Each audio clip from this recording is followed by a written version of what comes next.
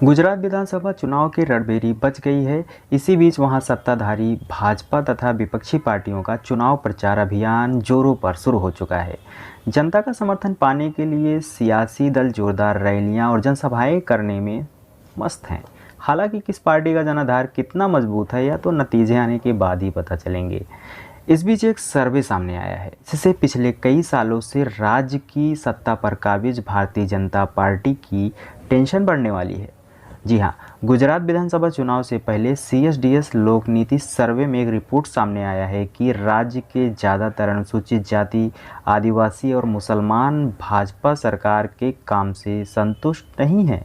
सर्वे में शामिल लगभग आधे मुसलमानों ने कहा कि सरकार उनके समुदाय के हितों की रक्षा करने में विफल रही है। मुस्लिम समुदाय के 4 में से एक व्यक्ति ने कोई जवाब नहीं देने का विकल्प चुना। गुजरात की कुल आबादी में करीब 10% मुसलमान हैं। राज्य की राजनीति में मुसलमान का प्रतिनिधित्व लगातार कम होता हुआ दिखाई दे रहा है। 1980 की विधानसभा चुनाव की बात करें तो 12 मुस्लिम नेता निर्वाचित हुए थे। वहीं पिछले चुनाव में मात्र 2 मुस्लिम ही विधायक बने थे।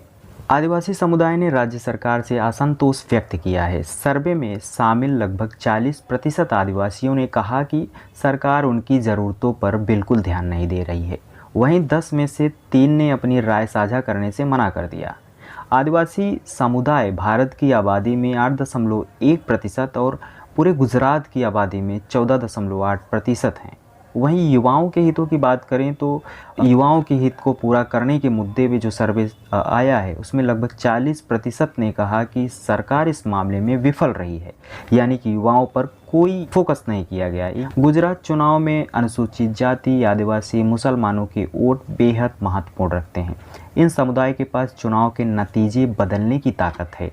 इन सभी समुदाय का कम से कम 70 सीटों पर प्रभाव है। अनुसूचित जाति की बात करें तो गुजरात इनकी संख्या आबादी का लगभग 8% है। ये सीधे तौर पर 12 से 15 सीटों पर अपने वोट से परिणाम को प्रभावित करने का दम रखते हैं। विधानसभा की 13 सीटें SC के लिए आरक्षित हैं। वहीं गुजरात में मुसलमान समुदाय का वोट भी बेहद महत्वपूर्ण है। मुस्लिम वोट राज्य विधानसभा की 35 से 38 सीटों पर नतीजों को प्रभावित करने का ये भी दम रखते हैं। इनकी संख्या की बात करें तो 9 से 10% गुजरात में मुसलमान हैं। इसके अलावा गुजरात में कुल 27 सीटें अनुसूचित जनजाति के लिए आरक्षित हैं।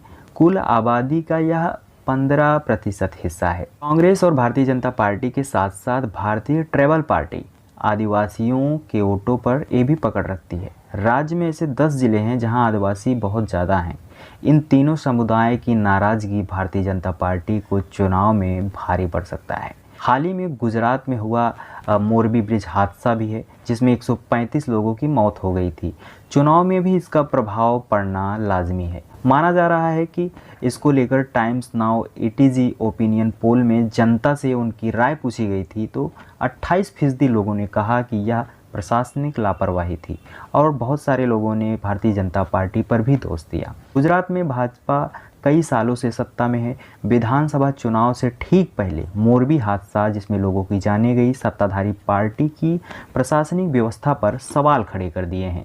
इससे विधानसभा चुनाव में भारतीय जनता पार्टी की मुश्किलें और बढ़ सकती है। गुजरात में बीते 27 सालों से बीजेपी सत्ता में है। ऐसे में बीजेपी को सत्ता विरोधी लहर का सामना करना पड़ सकता है।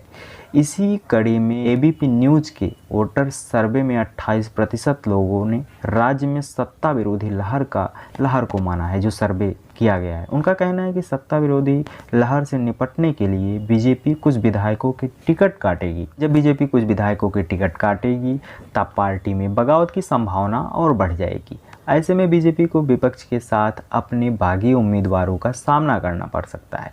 कुछ सीटों पर बागी उम्मीदवार भी पार्टी के वोट को काट सकते हैं। यानी कि सीधे तौर पे कहा जा सकता है कि मोरबी हादसा और ये 3 समुदाय जो है SC, ST और मुसलमानों के हितों की रक्षा करने में भारतीय जनता पार्टी विफल रही है। और अन्य प्रदेशों में भी जहां भारतीय जनता पार्टी की सत्ता है वहां पर भी लोगों के हितों की रक्षा करने में विफल रही है। चाहे वो रोज़गार की बात हो, चाहे वो स्वास्थ्य सुविधा की बात हो, चाहे वो महिला सुरक्षा की बात हो या सामाजिक सौहार्द बरकरार रखने की बात है। कहीं ना कहीं देश में जो माहौल बिगड़ रहा है उसके पीछे भारतीय जनता पार्टी जो कि सत्ताधारी पार्टी है उसके पीछे एक बड़ा फैक्टर है। गुजरात चुनाव में देखिए क्या होता है, ईवीएम का खेला होता है या विधायकों की खरीद फरोख्त होती है जैसे अन्य चुनाव में होता आया है। चैनल को सब्सक्राइब नहीं किया है तो सब्सक्राइब कर लीजिए, बेल आइकन को प्रेस कर लीजिए और ज़्यादा से ज़्यादा शेयर कीजिए ताकि बहुजन मीडिया को स्टेब्लिश किया जा सके। बहुत बहुत धन्यवाद।